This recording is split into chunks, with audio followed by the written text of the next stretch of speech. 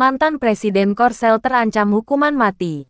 Abadikini.com, Jakarta. Mantan Presiden Korea Selatan Korsel, Yoon Suk Yeol, akan menjalani sidang pidana pertamanya pada Senin, tanggal 14 April tahun 2025 atas tuduhan pemberontakan, menyusul upayanya yang gagal memberlakukan hukum darurat militer pada Desember lalu, sebuah langkah yang sempat mengguncang fondasi demokrasi negeri ginseng.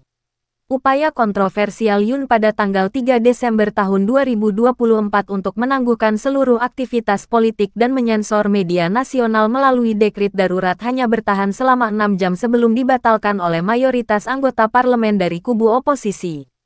Keputusan ini dengan cepat memicu gelombang kecaman dan berujung pada pemakzulan oleh Majelis Nasional, diikuti dengan pencopotan resmi dari jabatannya oleh Mahkamah Konstitusi pada tanggal 4 April tahun 2025. Kini, Yoon menghadapi proses hukum atas tuduhan serius berupa pemberontakan terhadap negara. Jika terbukti bersalah, mantan jaksa agung yang sempat menjadi presiden itu dapat dijatuhi hukuman penjara seumur hidup, bahkan hukuman mati. Melansir X Indonesia Minggu tanggal 13 April tahun 2025, dalam sidang pendahuluan yang digelar pada bulan Februari, tim kuasa hukum Yoon mengklaim bahwa penahanannya tidak sesuai prosedur hukum. Argumen ini diterima oleh pengadilan, dan akhirnya Yoon dibebaskan setelah menjalani penahanan selama 52 hari sejak ditangkap dalam penggerebekan dini hari pada Januari tahun 2025.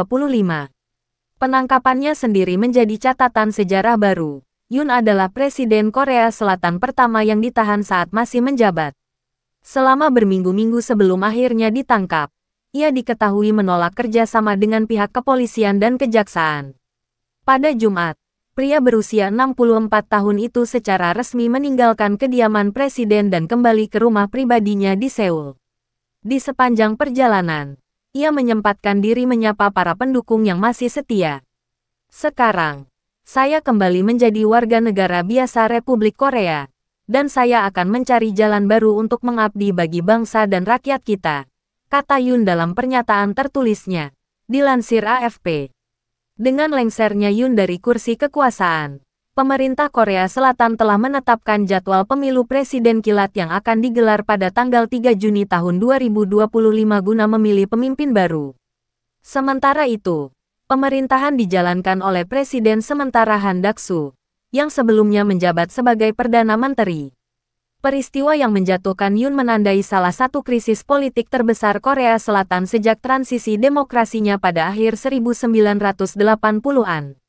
Kritik datang dari berbagai kalangan, termasuk aktivis, politisi senior, dan masyarakat sipil yang menilai langkah Yoon sebagai bentuk pengkhianatan terhadap konstitusi. Kejaksaan dijadwalkan memaparkan bukti-bukti awal dalam persidangan perdana Senin ini, termasuk komunikasi internal kepresidenan, perintah militer yang dibatalkan, serta dugaan pelanggaran terhadap pasal-pasal krusial dalam hukum ketatanegaraan.